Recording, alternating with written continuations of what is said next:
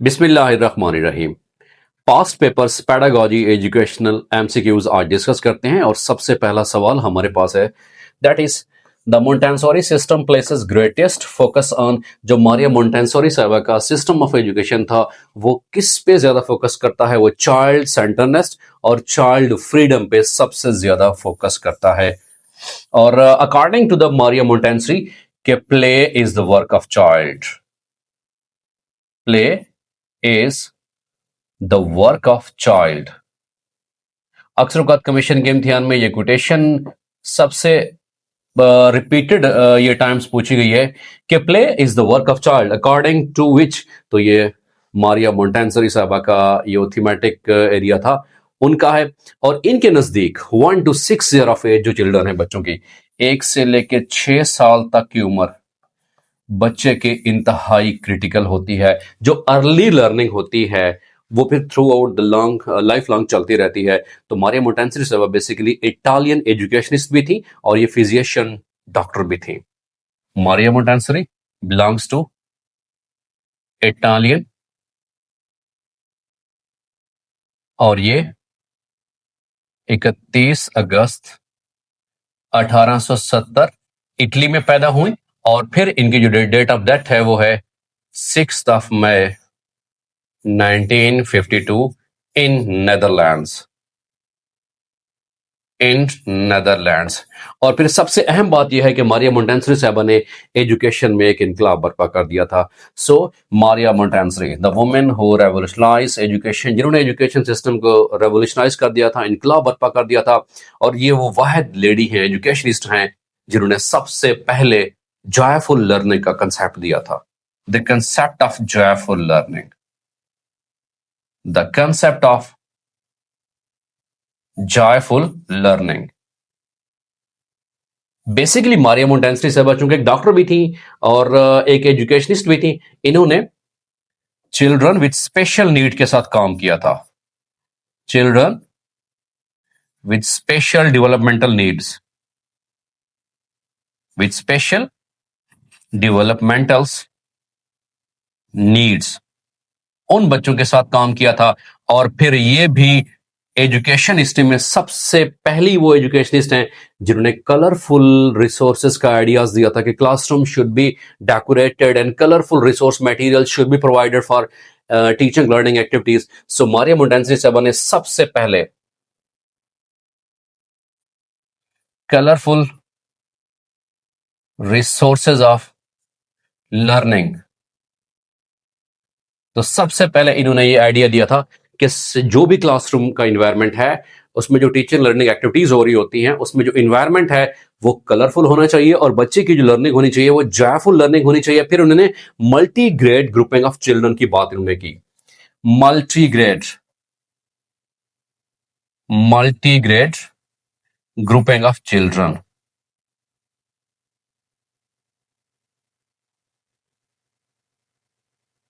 And the term multi means many and the grade means the class level. For example, class 1 और 2 को, class 2 और 3 को इकट्ठे बैठ के पढ़ाना, that is called as the multi-grade teaching. लेकिन ये भी सबसे ज्यादा अहम रूल है कि अगर आप तीसरी और चौथी क्लास को पढ़ा रहे हो, ग्रेड 3 और ग्रेड 4 को पढ़ा रहे हो तो दैट्स ओके। लेकिन अगर ग्रेड 3 एंड 6 को कंबाइन करके पढ़ा रहे हो तो वैसे तो पढ़ा सकते हो, बट रूल क्या कहता है, क्योंकि हमारा जो करिकुलम होता है वो हायरार्किकल नीड्स के मुताबिक होता है, उसकी प्रॉपर एक क्लासिफिकेशन होती है, सिमेट्री होती है। लिहाजा क्लास 3 और 4 को मल्टी ग्रेड टीचिंग कराना दैट्स गुड, लेकिन क्लास 3 और क्लास 6 को जब मल्टी ग्रेड टीचिंग कराई जाएगी वो बेहतर नहीं होगा। Same is the case what is meant by the team teaching. So team teaching से क्या मुराद है respected students? Is a term of teaching. So team teaching mean जब एक ही क्लास को और एक ही सब्जेक्ट को एक से ज्यादा टीचर्स पढ़ाएं, that is called as team teaching. For example, English अगर कोई टीचर्स पढ़ा रहे हैं तो इंग्लिश ए एक टीचर पढ़ाए और इंग्लिश बी, ये मीन टू से ग्रामर, वो दूसरा टीचर पढ़ाए, तो उसको क्या नाम देते हैं? Team teaching. Same is the case अगर मैं बात करूं रेस्पेक्टेड स्टूडेंट्स के क्लास 6, 7 और 8 के हवाले से, तो उसमें जो साइंस का पोर्शन होता है तो उसमें फिजिक्स, केमिस्ट्री एंड बायो का पोर्शन भी है। तो मैं फिजिक्स वाला टीचर को बोलता हूं कि आप फिजिक्स वाला पोर्शन पढ़ा दो, केमिस्ट्री वाला टीचर को बोलता हूं आप केमिस्ट्री वाला पोर्शन पढ़ा दो, और फिर बायो वाले टीचर को बोलता हूं कि आप बायो वाला पोर्शन पढ़ा दो। तो सब्जेक्ट एक है लेकिन टीचर एक से ज्यादा पढ़ा रहे हैं। सो इस टर्म को क्या नाम देते हैं? That is called as the team teaching the most frequently asked question in comparative examinations. और दूसरा मारिया मोंटेसोरी सभा के हवाले से जो सबसे ज्यादा रिपीटेड क्वेश्चन है कि plays the work of child as said by Maria Montessori. और मारिया मोंटेसोरी सभा का जो एजुकेशन सिस्टम था, खासतौर जो अर्ली लर्नर्स के लिए था, वो एक इनकलाब था, क्योंकि ये वो वाहिद एजुकेशनिस्ट थी जिन्होंने सबसे पहले जॉयफुल लर्निंग का आइडियाज दिया था, एक्टिविटी बेस्ड लर्निंग का आइडियाज दिया था और चाइल्ड सेंटर्डनेस अप्रोच को फोकस किया था।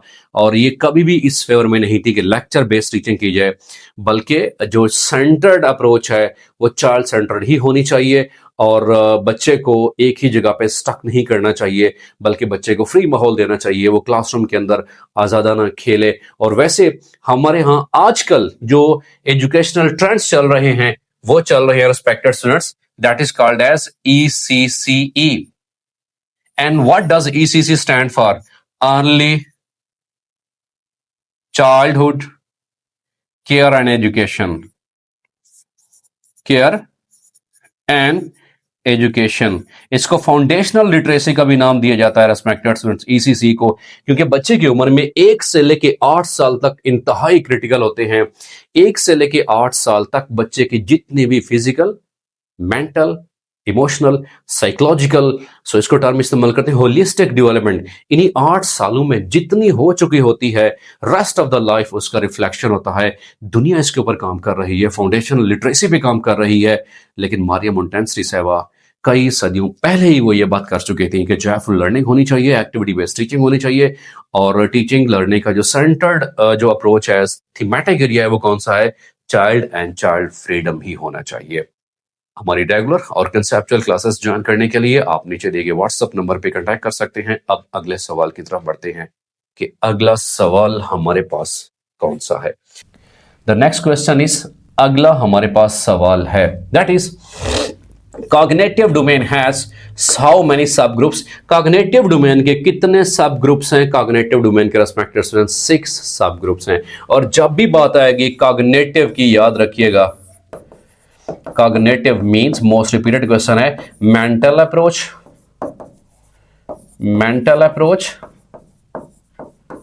थिंकिंग प्रोसेस,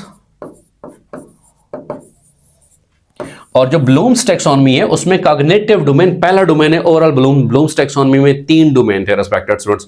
उसमें जो पहला डोमेन है that is cognitive domain, and cognitive domain links with, किससे से लिंक करती है? ये कॉग्निशन से लिंक करती है, ये मेंटल अप्रोच से लिंक करती है, थिंकिंग प्रोसेस से लिंक करती है, and even the brain development as well.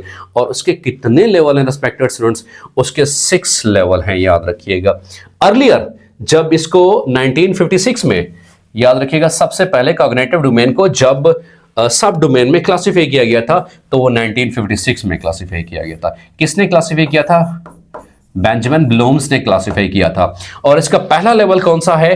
That is knowledge level respected students. और ये लोएस्ट लेवल ऑफ लर्निंग होता है। इसमें फैक्चुअल बेस जो सवाल आते हैं वही किए जाते हैं और history based, facts based. For example Pakistan came into being on 1947, जिसका सिर्फ एक ही जवाब हो सकता है और फैक्ट बेस्ड जवाब हो सकता है कि एक महीने में कितने हफ्ते होते हैं और एक हफ्ते में कितने दिन होते हैं।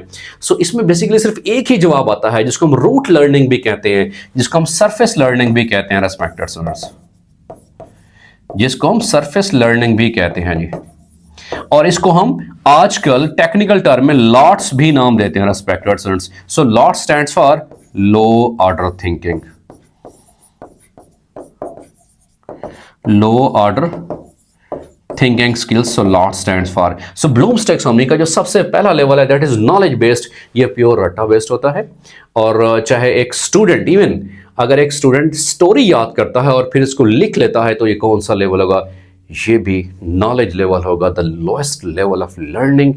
In case of cognitive development वो कौन सा है? वो नॉलेज बेस्ड है। इसके लिए कुछ वर्ड भी इस्तेमाल होते हैं like what define when we say what is biology, what is a noun, what is a pronoun, and define adjective, define catalyst, what is meant by the photosynthesis. These all questions are related to the knowledge based question, which are the lowest level of learning, and we may classify them in the lots, and lots stand for low order thinking skills. And after that, the second component is comprehension, इसमें थोड़ा सा level of जो learning है वो बढ़ जाता है, जिसमें हम कंपेयर एंड कंट्रास्ट की बात करते हैं। फॉर एग्जांपल जब मैं कहूं कि what is difference between plant and animal cell, what is difference between living and non living things, तो वो कौन सा लेवल होगा, थोड़ा सा लेवल ऑफ लर्निंग बढ़ गया है, वो कंप्रिहेंशन लेवल है। और कंप्रिहेंशन लेवल से थोड़ा सा ऊपर कौन सा है, दैट इज एप्लीकेशन लेवल है।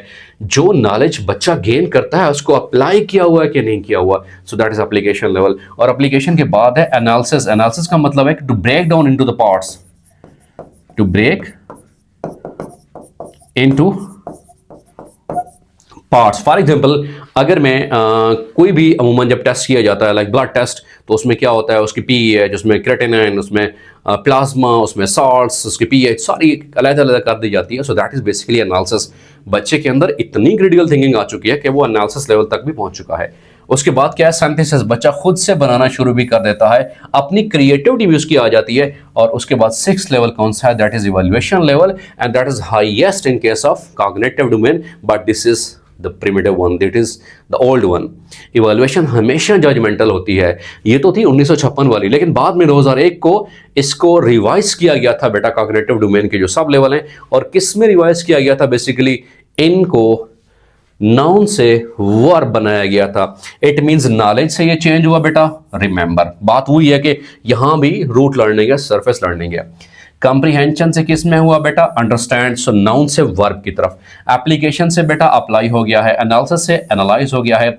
यहां पे थोड़ा सा डिफरेंस है, यहां पे सिंथेसिस पहले था, यहां सिंथेसिस मीन की उसकी जगह क्रिएशन आ चुका है, और इवैल्यूएशन आखिर में था। इवैल्यूएशन पहले लाया गया है और उसके बाद सिंथेसिस क्रिएशन आखिर में लाया गया है। तो इन दो की थोड़ा सा चेंजिंग हुई है। तो मोस्ट रिपीटेड क्वेश्चन ये है, the lowest level of cognitive domain is, lowest level of cognitive domain, कि कॉग्निटिव डोमेन का जो लोएस्ट लेवल है वो कौन सा है, दैट इज नॉलेज और रिमेंबर, दोनों ठीक हैं बेटा जी। और अगर हाईएस्ट लेवल आ जाए बेटा, हाईएस्ट लेवल में अगर दो ऑप्शन आ जाएं, इट मींस इवैल्यूएशन भी आ जाए और क्रिएट भी आ जाए, तो फिर आपने क्रिएट लगाना है, क्योंकि लेटेस्ट जो है 2001 में इसको अपडेट किया गया था। सो highest level of cognitive domain that is create, and lowest level of cognitive domain that is knowledge और रिमेंबर। वो एक ही चीज का नाम है, लेकिन ये हैं क्या रिस्पेक्टेड स्टूडेंट्स, ये सरफेस लर्निंग की कैटेगरी में आते हैं। It means higher order thinking बेटा इसमें नहीं है।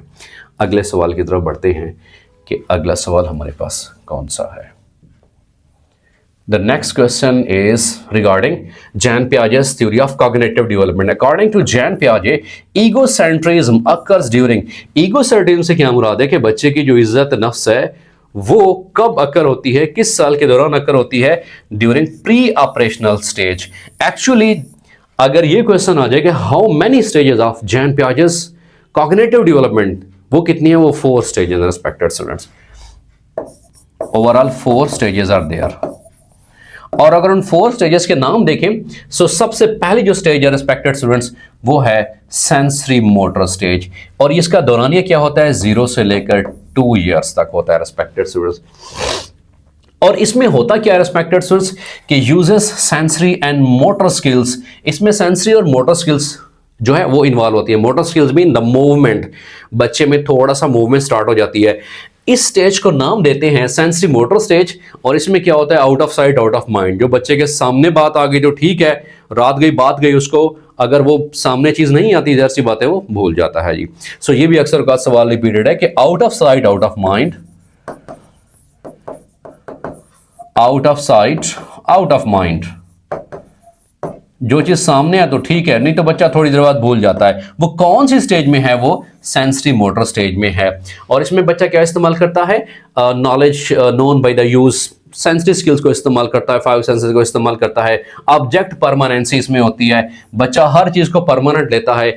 इवन अगर उसको एक कार्टून फिगर नजर आए, कोई पिक्चर नजर आए, तो उसको भी क्या है, वो परमानेंट लेता है कि ये भी जिंदा जानदार होगा। फॉर एग्जाम्पल अगर कोई खिलौना है, वो पेट एनिमल है, ठीक है, इवन कोई कार्टून करेक्टर है, तो वो उसको भी जिंदा लेता है, तो परसीव करता है कि हर चीज़ जो है वो जिंदा है, और वो ऑब्जेक्ट परमानेंसी सी वजह से वो बिलोंग जो है वो परसीव करता है।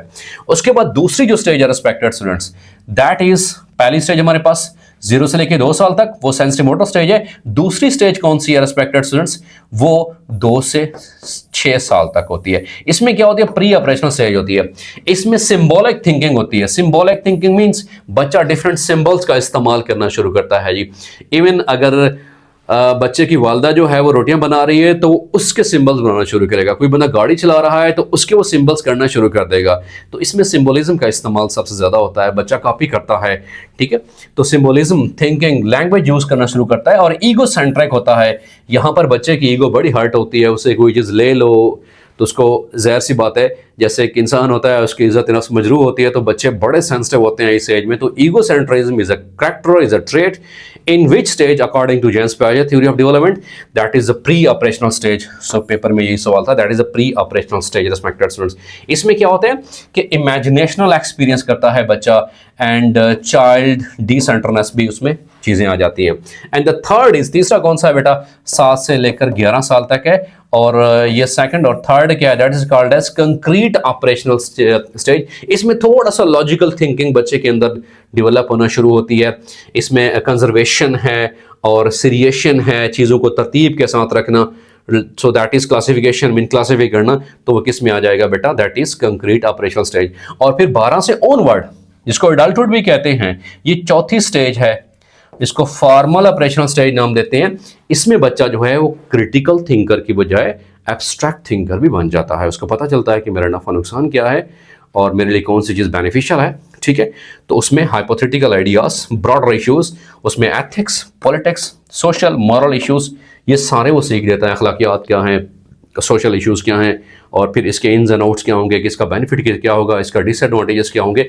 सो इस हवाले से जैन पियाजे साहब ने कॉग्निटिव डेवलपमेंट के हवाले से ये थ्योरी दी थी। उसके 4 स्टेजेस हैं। और फिर ईयर्स के हवाले से अक्सर का सवाल पूछा जाता है कमीशन के इम्तिहान में कि 0 से लेकर 2 ईयर्स कौन सी स्टेज है, that is sensory motor stage. और फिर 2 से लेकर 6 साल तक कौन सी स्टेज है, प्री ऑपरेशनल स्टेज। और 7 से लेके 11 तक कौन सी स्टेज होती है, that is concrete operational stage. और 12 से ऑनवर्ड वो कौन सी स्टेज होती है, that is formal operational stage. So overall there are 4 stages according to James Piaget's theory of cognitive development। It means to say how the brain works, how the development of brain or the thinking skills are developed। Jan Piaget has explained all this in these 4 development strategies, in these 4 development stages। अब अगले सवाल की तरफ बढ़ते हैं respected students. अगला सवाल हमारे पास कौन सा है, the next question is the central purpose of Bloom's taxonomy is. अब Bloom's taxonomy, taxonomy means classification, taxonomy means classification. और इसमें किस चीज की क्लासिफिकेशन की गई है, ऑर्गेनाइजेशनल एजुकेशनल ऑब्जेक्टिव्स को क्लासिफाई किया गया था। याद रखिएगा बेटा, एजुकेशनल ऑब्जेक्टिव्स को। अब जब एजुकेशनल ऑब्जेक्टिव को क्लासिफाई किया गया था, ब्लूम्स टैक्सोनॉमी, बेंजामिन ब्लूम्स ने ये टैक्सोनॉमी दी थी। और फिर ये भी सबसे अहम सवाल है, इसके कितने डोमेन है रिस्पेक्टेड स्टूडेंट्स, ब्लूम्स टैक्सोनॉमी के इसके 3 डोमेन्स हैं। याद रखिएगा जी, इसके रिस्पेक्टेड स्टूडेंट्स 3 डोमेन है। और वो 3 डोमेन कौन से हैं, फर्स्ट वन इज कॉग्निटिव, जो कि मेंटल अप्रोच से है। Second one is affective domain respected students, affective, and the third one is the psychomotor domain। Third one is the psychomotor domain. जो कॉग्निटिव डोमेन है इसका ताल्लुक किसके साथ है, थिंकिंग के साथ, मेंटल अप्रोच के साथ। सो इसके लिए अपने स्टूडेंट्स को मैं कंसेप्ट बताता हूं, याद रखिएगा। Cognitive domain is related to head, it means thinking process. So इसके लिए आपने एक H याद रख लेना है। और दूसरा affective domain, affective domain deals with the values, with honesty, with the kindness, with the interest, with the truthfulness, loyalty। इसमें values की बात होगी तो values is related to heart। so ये heart से related है, इसीलिए यहाँ पे भी बेटा मैं इसको HEART, heart, इसको मैं H से ही मैं इसको इसका एक्रोनिम बना देता हूँ जी। And third is the psychomotor. Psychomotor means the movement. जब भी बात आएगी तो movement mean hands on activities होती हैं। So psychomotor means hands on movements बेटा। तो इसको भी मैं ऐसे शो करता हूं। तो जब भी ब्लूम्स टैक्सोनॉमी के 3 लेवल्स की बात की जाए बेटा, तो उसके हवाले से आपने याद रख लेना है ट्रिपल H बेटा जी। Head, heart, hand. Head stands for cognitive, heart stands for affective, and hand stands for that is psychomotor domain बेटा जी। और फिर इनके डिवीजन की बात की जाती है कि सबसे पहले इनको किसने क्लासिफाई किया गया था सब ग्रुप्स में, तो याद रखिएगा जो कॉग्निटिव डोमेन है इसको 1956 में किसने क्लासिफाई किया था, ब्लूम्स ने क्लासिफाई किया था जी, बेंजामिन ब्लूम्स ने। और फिर आगे 8 साल का ड्यूरेशन है, अफेक्टिव डोमेन है, ये किसमें 56 से आगे 1964 क्रिथोल साहब ने बेटा जी इनको क्लासिफाई किया गया था। और फिर नेक्स्ट हमारे पास कौन सा है, that is psychomotor domain, Simpson ने क्लासिफाई किया था इसको respected students, psychomotor domain was classified by Simpson ने इनको क्लासिफाई किया था।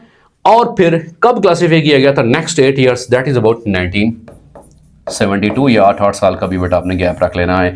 और फिर ये बात भी अक्सर का मोस्ट रिपीटेड है कि how many sub domains are sub level of cognitive domain, वो कितने हैं रिस्पेक्टेड स्टूडेंट्स, 6 हैं बेटा जी, 1 2 3 4 5 6, that is knowledge, comprehension, application, analysis, synthesis, evaluation. और फिर जो अफेक्टिव डोमेन है उसके कितने रिस्पेक्टेड स्टूडेंट्स, 1 2 3 4 5, और वो 5 कौन से हैं, that is receiving, responding, valuing, organization, characterization, ये 5 इसके हैं। और फिर साइकोमोटर डोमेन के कितने हैं, 7 हैं, याद रखिएगा रिस्पेक्टेड स्टूडेंट्स। वो हमारे पास कितने हैं साइकोमोटर डोमेन के, 7 सब डोमेन्स हैं। तो मोस्ट रिपीटेड क्वेश्चंस है कि कौन सी जो ब्लूम्स टैक्सोनॉमी की डोमेन है इसको कब सब डोमेन में क्लासिफाई किया गया था, किसने क्लासिफाई किया था, किस ईयर में क्लासिफाई किया था। तो ये मोस्ट रिपीटेड क्वेश्चन हैं जो कि मैंने यहाँ पे एक्सप्लेन भी कर दिए हैं। अब अगले सवाल की तरफ बढ़ते हैं कि अगला सवाल कौन सा है रिस्पेक्टेड स्टूडेंट्स। अगला सवाल है हमारे पास, that is the central purpose of Bloom's taxonomy is organizational objectives ही, ऑब्जेक्टिव्स को ऑर्गेनाइज करो। उसके बाद the philosophy that believes reality is form through ideas, idealism की फिलॉसफी जो है इसने कहा था कि भाई रियल जो सक्सेस है वो स्पिरिचुअलिज्म है, यानी जो अबदी जिंदगी है वही सबसे वही रियलिटी है असल में, दुनिया की जो कुछ अभी वक़्त नहीं है। बट इसके अगेंस्ट जो थ्योरी आई थी वो रियलिज्म की थ्योरी आई थी, रियलिज्म की थ्योरी। आइडियलिज्म ये सपोर्ट करती है कि spiritual world is a real world, spiritual world is real world, जबकि रियलिज्म की थ्योरी ये कहती है कि जो कुछ हकीकत है, the real world is the real, the real world is reality जो है, रियलिटी इज रियल वर्ल्ड। जबकि आइडियलिज्म की थ्योरी ये कहती है कि realism can not exist in this world. Idealism जो है वो एक स्पिरिचुअल चीज का नाम है, एक रूहानियत का नाम है, एक परफेक्ट आइडिया का नाम है जो कि इस दुनिया में एग्जीक्यूट नहीं हो सकता। उसके बाद है कि formative assessment is mainly conducted during instruction, और we may say that during teaching learning process, during teaching learning process respected students. और फिर ये ड्यूरिंग टीचिंग लर्निंग प्रोसेस जो है फॉर्मेटिव है। और प्लेसमेंट असेसमेंट क्या होती है, जो बिफोर टीचिंग लर्निंग होती है, पढ़ाने से पहले होती है, जैसे एम कैट टेस्ट होते हैं, जैसे ई कैट टेस्ट होते हैं, किसी स्पेसिफिक जो इवेंट है उससे पहले जो असेसमेंट होती है दैट इज प्लेसमेंट असेसमेंट बेटा।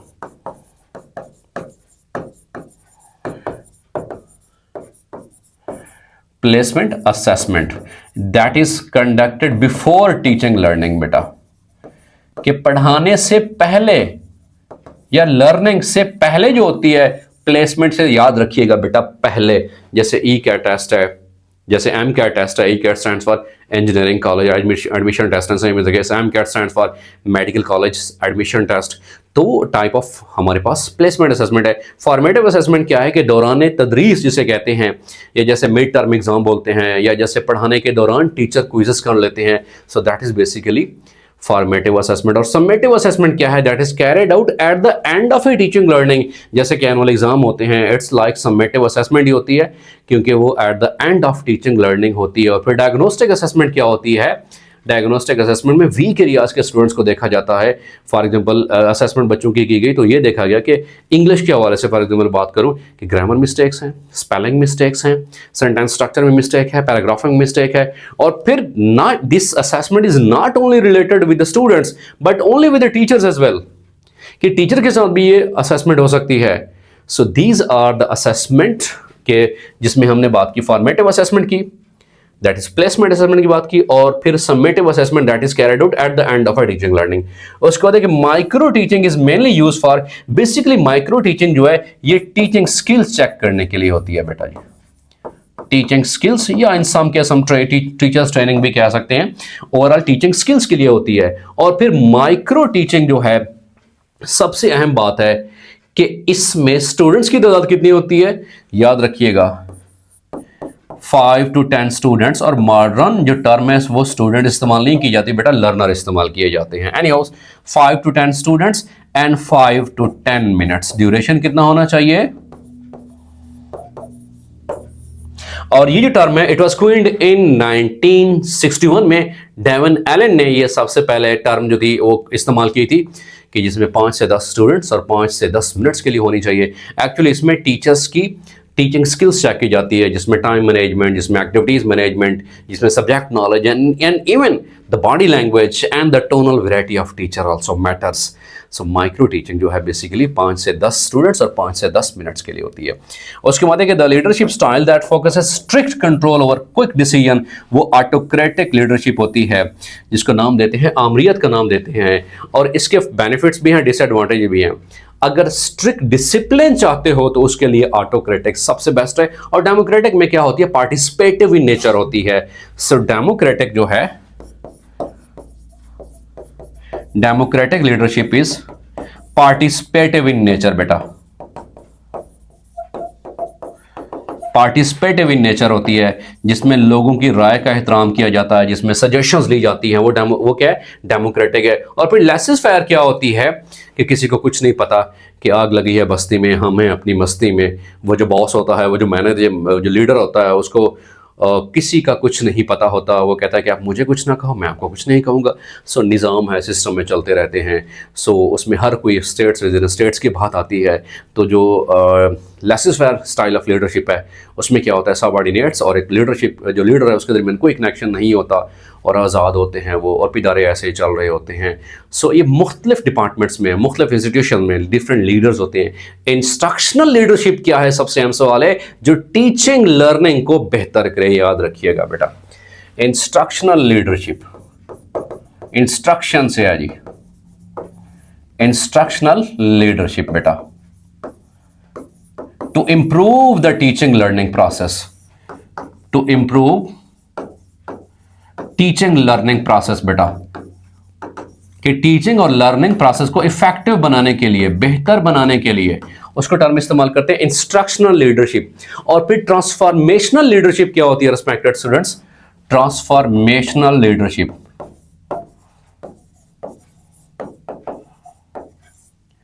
ट्रांसफॉर्मेशनल लीडरशिप,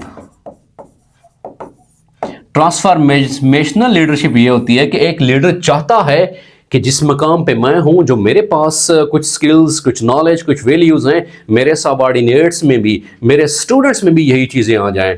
तो ये जो बात किसमें पाई जाती है, ये ट्रांसफॉर्मेशनल लीडरशिप में पाई जाती है। वो अपने सक्सेसर्स को, वो अपने स्टूडेंट्स को, सबऑर्डिनेट्स को भी इसी तरह देखना चाहता है कि जिस मकाम पे मैं हूं। सो ट्रांसफॉर्मेशनल लीडरशिप में वो कोशिश करता है कि अपनी तमाम स्किल्स को ट्रांसफॉर्म कर दे स्टूडेंट्स के अंदर, और जैसा खुद जिस मकाम पे है उसके लर्नर्स, उसके स्टूडेंट्स, उसके सबऑर्डिनेट्स भी उसी मकाम तक ही पहुंचे। सो ऐसा चलन चलो कि करें लोग आरजू, ऐसे रहा करो कि ज़माना मिसाल दे।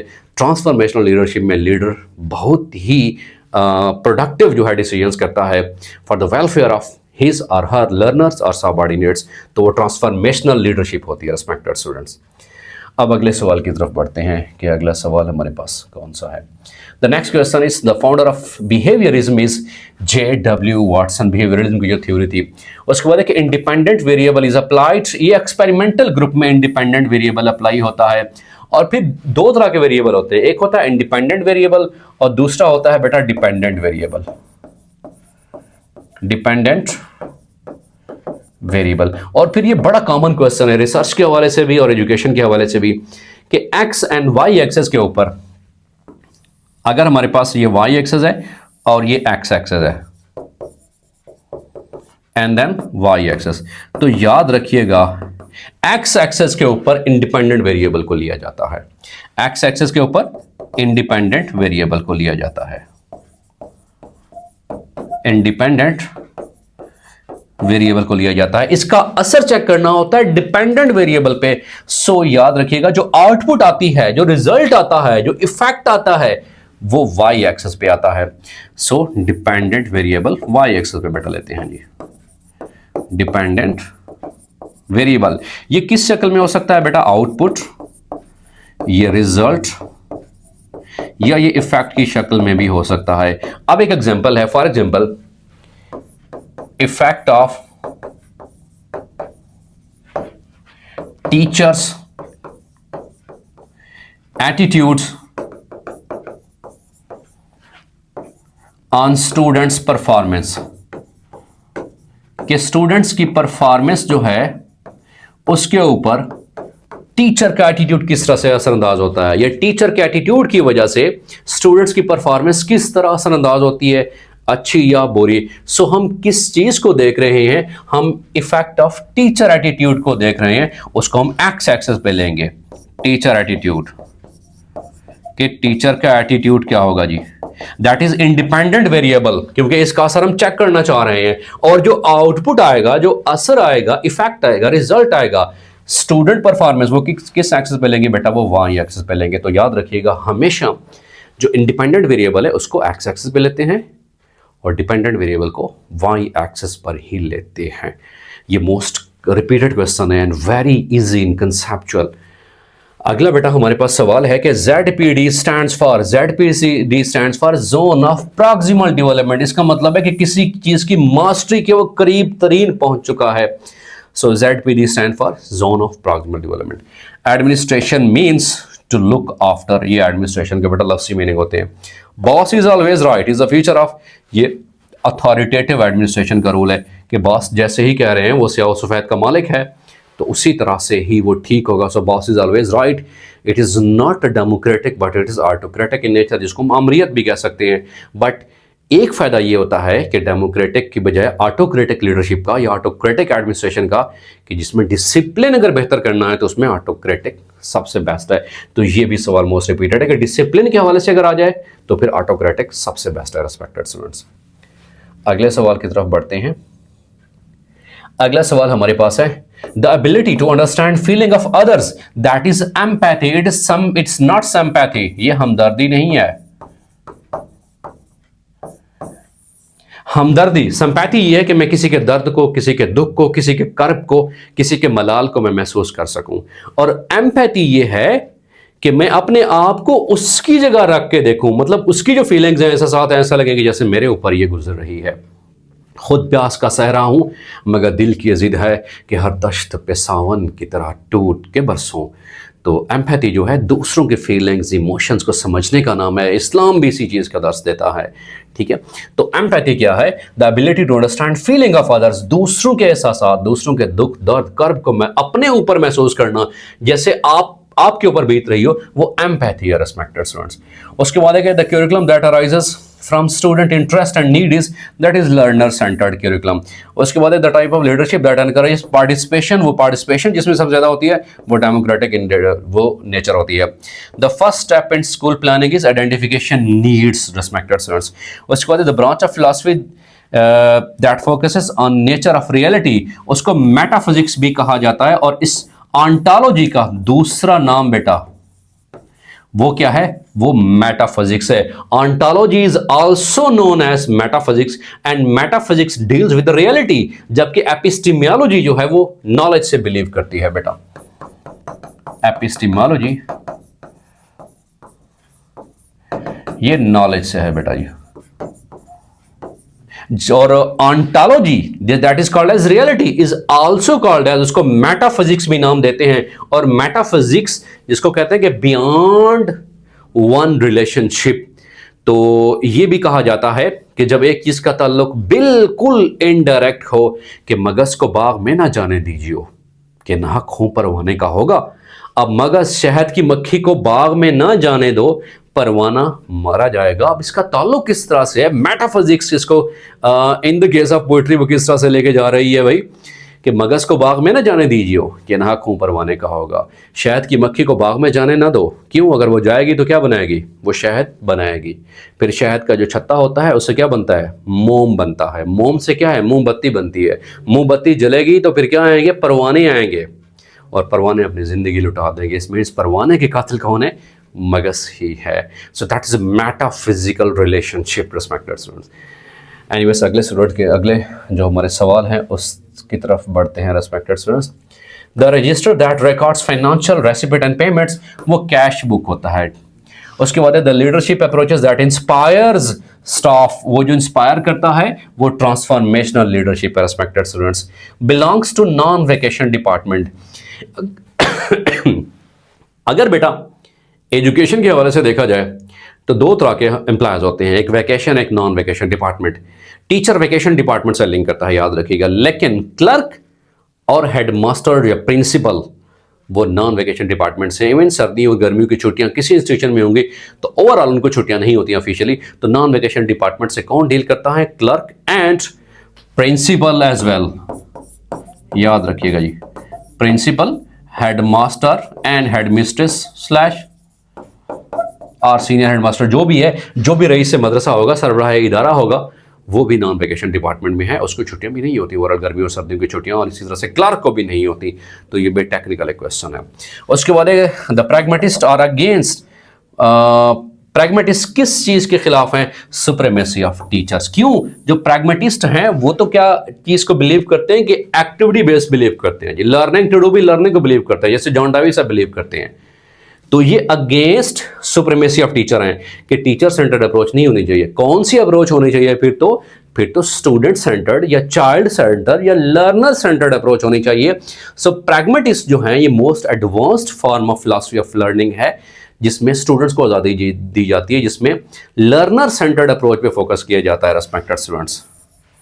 लर्नर सेंटर्ड अप्रोच बेटा, लर्नर सेंटर्ड अप्रोच पे फोकस किया जाता है। तो लर्नर सेंटर्ड अप्रोच कभी भी नहीं चाहेंगे कि टीचर की सुप्रीमेसी हो, बल्कि टीचर अथॉरिटेटिव ना हो, टीचर लेक्चर बेस्ड ना करे, टीचर एज ए फैसिलिटेटर हो, एज ए गाइडर हो, एज ए हेल्पर हो। सो ये उसका कंसेप्चुअल क्वेश्चन है। मारिया मोंटेसोरी बिलोंग्स टू, ये इटली से बिलोंग करती है रिस्पेक्टेड स्टूडेंट्स। अगला सवाल हमारे पास है, mini culture is, mini culture classroom जो है इट्स मिनी कल्चर। उसमें डिफरेंट कल्चरल जो बैकग्राउंड है उसमें से लर्नर्स आए बैठे होते हैं, और इंक्लूसिव एजुकेशन को प्रमोट करना चाहिए। और फिर दुनिया एसडीजीज के ऊपर भी काम कर रही है। एसडीजीज कितने रिस्पेक्टेड में? 17 हैं SDGs. SDG stand for sustainable development goals, जिसमें जो चौथा एसडीजी है दैट इज क्वालिटी एजुकेशन। ये भी मोस्ट इंपॉर्टेंट क्वेश्चन है respected. Fourth SDG that is quality education, quality education बेटा जी। और कितने एसडीजीज है रिस्पेक्टेड स्टूडेंट? 17 एसडीजीज हैं।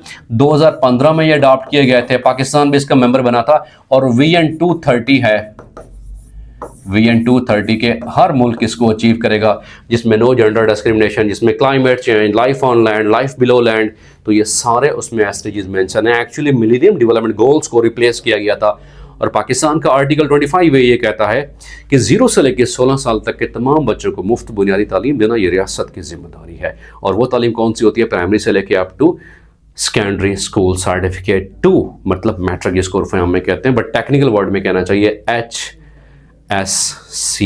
Second it means higher secondary school certificate 2, वही 10वीं के इक्वल होता है बेटा। Allama Iqbal open university was established, ये 1974 में ये एस्टैब्लिश्ड हुई थी। इसके बाद एक्चुअली जब ये एस्टैब्लिश हुई थी इसका नाम था people's open university respected students,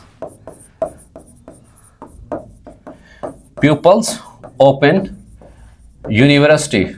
लेकिन बाद में 1974 में इसका नाम चेंज करके अल्लामा इकबाल ओपन यूनिवर्सिटी रखा गया।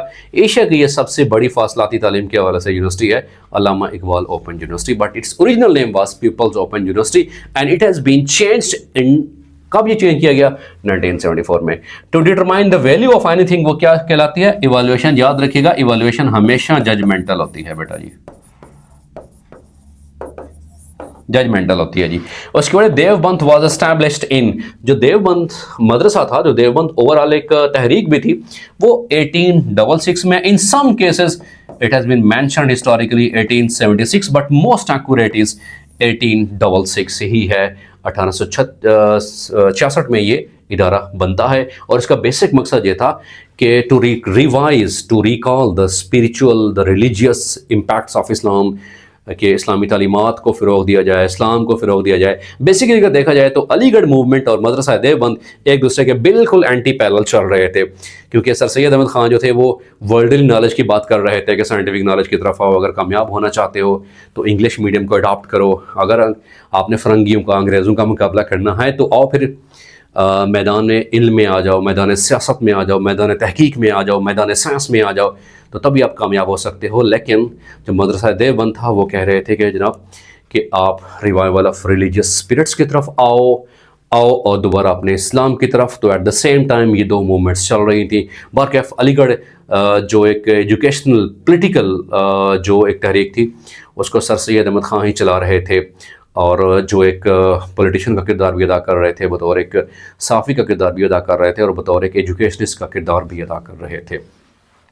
उसके बाद the branch of philosophy that focuses on nature of reality, वो मेटाफिजिक्स है, उसका दूसरा नाम ऑन्टोलॉजी भी है बेटा। अगला सवाल है, the national education commission 1959 was established under the headship of, वो SM शरीफ साहब थे, इनकी हेडशिप में ये हो गए थे।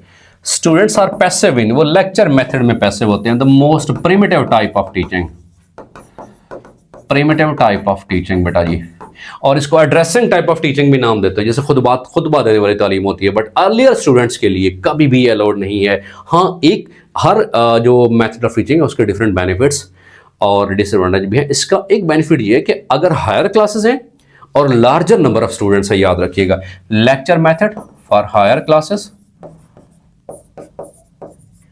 और दूसरा लार्ज नंबर ऑफ स्टूडेंट्स हैं बेटा, लार्ज नंबर ऑफ स्टूडेंट्स हैं, तादाद ज्यादा है तो फिर आप लेक्चर बेस कर सकते हो। 60, 70, 100, 200 की तादाद है तो फिर आप लेक्चर बेस मेथड को अडॉप्ट कर सकते हो। उसके बाद Socratic method is also known as, उसका नाम देते हैं क्वेश्चन आंसर टेक्निक भी नाम देते हैं। सुकरात का तरीका, अक्सर औकात ये रिपीटेड क्वेश्चन है कमीशन के इम्तिहानात में। Socratic method is also known as question answer method, elicitation method we may also called as. और जैसे सुकरात ने कहा था कि मेरी महफिल में वो बंदा है जिसको सवाल करना आता हो। सो सोक्रेटिक मेथड और question answer method is the same. उसके बाद values and attitudes, values attitude reflect होती है कौन से डोमेन से? अफेक्टिव डोमेन से ये बेटा रिफ्लेक्ट होती है। अगला हमारे पास सवाल है बेटा, द स्टेटमेंट ऑफ MCQs, जो MCQs की स्टेटमेंट है बेटा वो स्टेम कहलाती है जी। ठीक है, फॉर एग्जाम्पल अगर मैं बात करूं बेटा, Which of the following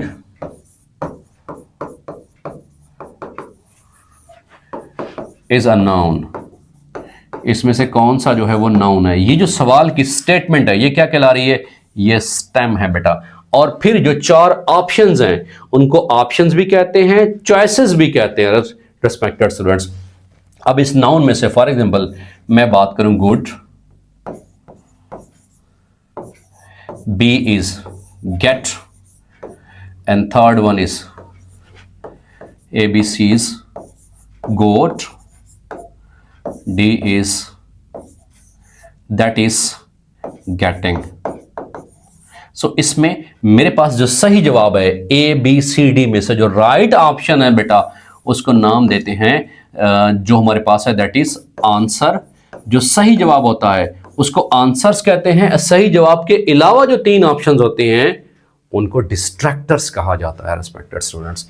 ये सारे के सारे बेटा क्या हैं? ये डिस्ट्रैक्टर्स हैं बेटा, और जो सही जवाब है बेटा वो आंसर कहलाता है। अगला सवाल हमारे पास है कि SLO स्टैंड्स फॉर, SLO किसके लिए होते हैं? स्टूडेंट लर्निंग आउटकम्स के लिए होते हैं। उसके बाद है कि no relationship between two variable, दो वेरिएबल के दरमियान कोई रिलेशनशिप में एग्जिस्ट नहीं करता, उसको नल हाइपोथेसिस कहते हैं। मिसाल के तौर पर मैं अगर ये बात करूं कि मेरा हाइपोथेसिस ये है कि भाई टीचर्स की जो टोनल वैरायटी है वो स्टूडेंट्स की क्रिएटिविटी को बढ़ा देती है, इमेजिनेशन को बढ़ा देती है। और मैं रिसर्च करता हूँ, कुछ भी रिजल्ट नहीं आते। So that's null hypothesis. It means there is no relationship between two variables, so that hypothesis is called as null hypothesis. Father of behaviour J W. Watson साहब है। The word curriculum is derive from, curriculum का जो word है वो कहाँ से derive हुआ है बेटा? वो लैटिन वर्ड से डिराइव हुआ है। अगले सवाल की तरफ बढ़ते हैं कि अगला सवाल हमारे पास कौन सा है। The next, the main purpose of integrated curriculum is reduce number of books. करो, इंटीग्रेटेड करिकुलम की खासा है कि किताबें कम से कम की जाएं। सो ये मोस्ट रिपीटेड क्वेश्चन है जी। Micro teaching was given by Dwight Allen ने दी थी, याद रखिएगा जी, और 1961 में दी थी रिस्पेक्टेड स्टूडेंट्स। उसको देखिए, multi grade teaching means teaching of more than one classes. Multi grade teaching, multi means many grade mean classes बेटा। उसके बाद देखिए, pack stands for Punjab examination commission. ये उस वक्त, क्योंकि प्रीवियस पेपर्स की बात हो रही है, उस वक्त ये सवाल था, बट अब जो पैक है इसकी बजाय पैक्टा बन चुका है बेटा। अब पैक्टा के अंदर बेसिकली 3 जो हमारे पास डिपार्टमेंट्स हैं उनको जम किया गया है एक ही डिपार्टमेंट में। एक तो था बेटा पैक, पंजाब एग्जामिनेशन कमीशन। दूसरा कायद, जो पंजाब में एक ट्रेनिंग विंग है, कायद को इसमें जम किया गया, पैक को जम किया गया। और जो पीटीबी है, पंजाब टेक्स्ट बुक बोर्ड, तो उसको जो है पंजाब टेक्स्ट बुक बोर्ड को बेटा इसमें जम कर दिया गया था जी। पंजाब टेक्स्ट बुक बोर्ड, इन 3 इदारों को मिलकर एक इदारा बनाया गया है। And now PEACTA stands for Punjab educational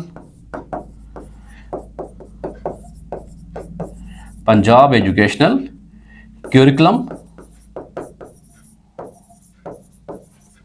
training and assessment authority. Training and assessment authority. अब ये पैक्टा बन चुका है respected students. It means to say कि text book board, training authority और असेसमेंट विंग को, तीनों को मिलाकर एक ही अब जो डिपार्टमेंट बना दिया गया है, that is PEACTA. And PEACTA stands for Punjab educational curriculum training assessment authority बेटा। उसके बाद एक स्टडी ऑफ ग्रेट बुक्स जो है, वो स्टडी ऑफ जो ग्रेट बुक्स है वो किसका खासा है? वो प्रीनियलिज्म का खासा है। सदाबहार भी ग्रेट बुक्स, और सबको एक ही तालीम दो, एक जैसी ही दो, क्योंकि ह्यूमन नेचर सेम है। बिकॉज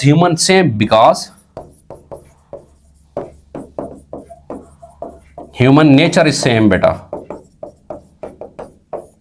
इसीलिए सबको एक ही तालीम दो। So that is called as, ये थ्योरी है, ये प्रीनियलिज्म की थ्योरी कहलाती है। That's everlasting as well, सबके लिए एक ही है बेटा।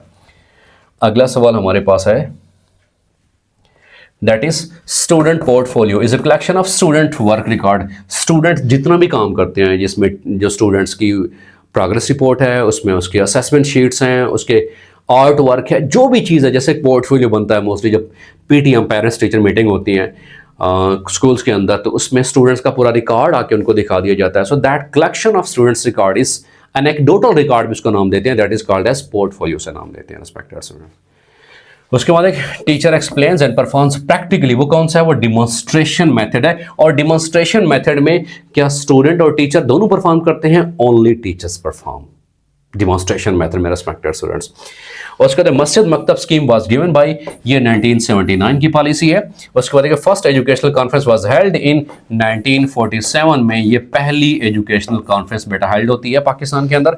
Strict discipline of education is followed in, वो फॉर्मल एजुकेशन में होती है, जो रस्मी तालीम होती है। इसके मुकाबले में जो नॉन फॉर्मल एजुकेशन है उसमें क्या होता है? थोड़ा सा डिसिप्लिन कम होता है, फ्लेक्सिबिलिटी होती है, और उसमें एडमिशन के भी, एग्जाम की भी, कोर्स सिलेक्शन की भी वो क्या होती है रिस्पेक्टेड स्टूडेंट्स? फ्लेक्सिबिलिटी होती है in case of non formal education. And what is meant by the informal education? ये भी सवाल, इनफॉर्मल एजुकेशन बेटा, इसका दूसरा नाम है बेटा इनफॉर्मल एजुकेशन का इंसिडेंटल लर्निंग। इंसिडेंटल लर्निंग बेटा, हादसाती तौर पे सीख लेना।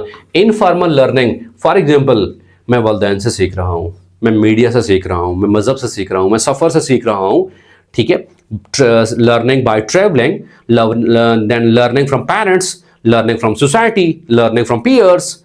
तो ये जो इनफॉर्मल लर्निंग है उसको इंसिडेंटल भी कहा जाता है। किसी भी लम्हे, किसी भी जगह से आप सीख सकते हो। अगले सवाल की तरफ बढ़ते हैं कि अगला सवाल कौन सा है। The next question is changing agent in education system में। याद रखिएगा जो चेंज एजेंट है वो टीचर ही है, और फिर करिकुलम इंप्लीमेंटेशन में जो मेन हाइंड्रेंस है वो भी टीचर ही है। और अगर चेंज ला सकता है वो भी कौन ला सकता है एजुकेशन सिस्टम में? टीचर ही ला सकता है। सो ये टीचर के हवाले से सवाल था। Leadership deals with strict discipline, वो थ्योरी एक्स है जो कि स्ट्रिक्ट डिसिप्लिन से जो है वो डील करती है। इफेक्टिवनेस ऑफ ए करिकुलम की इफेक्टिवनेस तो उसकी इवैल्यूएशन से ही डिटरमाइन होती है, और इवैल्यूएशन ही ये क्योंकि इवैल्यूएशन जजमेंटल नेचर होती है। इवन कि करिकुलम कितनी हद तक बेनिफिट था और इसके कितने इन्स एंड आउट्स हैं, और करिकुलम की डेफिनेशन क्या होती है याद रखिएगा कि उन तमाम एक्टिविटीज़ का मजमुआ, उन तमाम सरगर्मियों का मजमुआ जो कोई भी तालीमी इदारा अपने तालीमी मकासद को हासिल करने के लिए करता है वो करिकुलम कहलाता है। और अर्लियर जो प्रिमिटिव डेफिनेशंस थी वो ये थी कि इनको को करिकुलर भी नाम दिया गया था या एक्स्ट्रा करिकुलर नाम दिया गया था।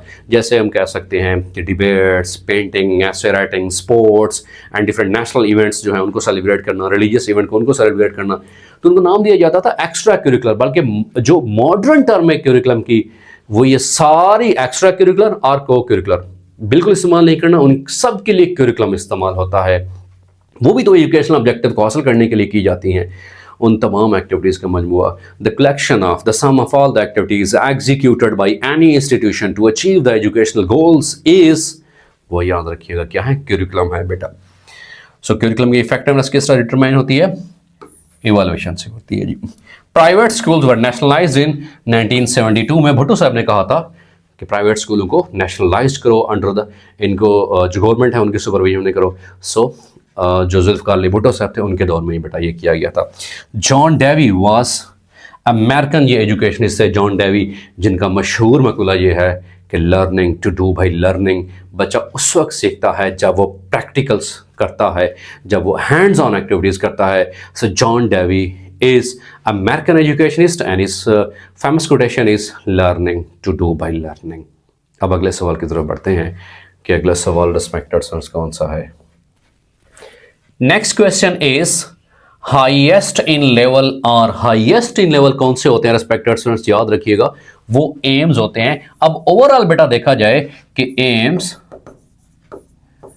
गोल्स एंड ऑब्जेक्टिव्स में से बेटा कौन से हाईएस्ट आते हैं? याद रखिएगा एम्स बेटा नेशनल लेवल पे होते हैं बेटा। Aims are at national levels, goals are at institution भी कह सकते हैं बेटा, इंस्टीट्यूशन और एट स्कूल भी कह सकते हैं। और जो ऑब्जेक्टिव्स होते हैं बेटा ये क्लास लेवल पे होते हैं, याद रखिएगा। तो हाईएस्ट कौन से होते हैं बेटा? वो एम्स होते हैं, because aims are at national level. और एक दफा ये सवाल आया हुआ था कमीशन के इम्तिहानात में कि to promote science and technology, science and technology को प्रमोट करना बेटा क्या है? दैट इज, ये हमारे पास एम है बेटा, याद रखिएगा। और फिर मैं हमेशा स्टूडेंट्स को बताता हूं अगो का बेटा आपने फ्रेज याद रखना है। सो सबसे पहले फर्स्ट नंबर पे, हाईएस्ट नंबर पे ए आ रहा है। A stands for aim, G stands for the goals, और लास्ट पे ओ स्टैंड फॉर ऑब्जेक्टिव्स, जो क्लास लेवल पे होते हैं बेटा, याद रखिएगा। अगो को आपने ये फ्रेज को याद रखना है। Classical conditioning was given bye, ये पावलोव साहब ने दी थी। बेसिकली ये रशियन जो थे साइकोलॉजिस्ट थे बेटा, पावलोव साहब जिन्होंने ये थ्योरी दी थी। उसके बाद इब्न खल्दून वाज बॉर्न इन, ये ट्यूनिस में पैदा हुए थे।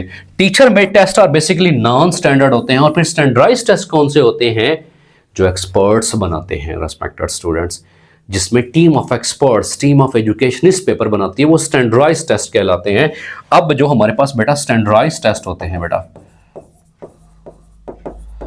स्टैंडर्डाइज्ड जो टेस्ट होते हैं वो एक्सपर्ट्स मिलकर बनाते हैं बेटा, या टीम ऑफ एक्सपर्ट्स बनाती है बेटा, या टीम ऑफ एक्सपर्ट्स बनाती है। अब जो स्टैंडर्डाइज्ड टेस्ट होते हैं उसमें कौन सा है? फॉर एग्जांपल जैसा PPSC, Punjab public service commission, और FPSC, federal public service commission, इसी तरह से Balochistan public service commission, and same is the case. जैसा ई कैट टेस्ट है बेटा, उसकी एग्जांपल है। जैसा एम कैट टेस्ट है, medical college admission test, engineering college admission test, जैसा कि एनटीएस है। ये जो टेस्ट हैं ये बेटा, इनके टेस्ट वो स्टैंडर्डाइज होते हैं बिकॉज वो डिफरेंट एक्सपर्ट्स और द टीम ऑफ एक्सपर्ट्स मिलकर वो टेस्ट बनाती है रेस्पेक्टेड स्टूडेंट। उसके बाद देखिए performance is measured in term of specific domain, उसको नाम दिया जाता है बेटा that is called as CRT, याद रखिएगा। So CRT stands for the criterion referred test बेटा। CRT stand for criterion referred test बेटा। अब क्राइटेरियन रेफर टेस्ट में कुछ सेट क्राइटेरिया बना दिया जाता है। फॉर एग्जांपल एक क्राइटेरिया बना दिया जाता है कि 60% के ऊपर फर्स्ट डिवीजन होगी जी, 60% marks it means first division, तो एक क्राइटेरिया बना के रख दिया गया है। So that is a CRT। Same is the case 40% आप नंबर लोगे तो तभी आप पास कंसिडर किए जाओगे, तो एक क्राइटेरिया सेट किया गया है। इसके मुकाबले में जो नॉर्म रेफर टेस्ट है बेटा उसमें स्टूडेंट्स की इंडिविजुअल परफॉर्मेंस को आपस में कंपेयर किया जाता है, याद रखिएगा। जो NRT है बेटा, NRT and it stands for norm referred test, और इसमें क्या किया जाता है, students performance is compared, students जो परफॉर्मेंस है आपस में कंपेयर की जाती है बेटा। Students performance is compared among the students, वो भी कह सकते हैं। और फिर जब हम कंपेयर करते हैं तो फिर हमें पता चलता है कि फर्स्ट ये है, सेकंड ये है और थर्ड ये है। तो उस वक्त हम क्या कर रहे होते हैं, बेसिकली वो क्या है, वो NRT है, that is called as a norm refer test, while the criterion refer test is that जिसमें कोई हम खास क्राइटेरिया फिक्स कर देते हैं, उसको CRT और क्राइटेरियन रेफर टेस्ट कहा जाता है।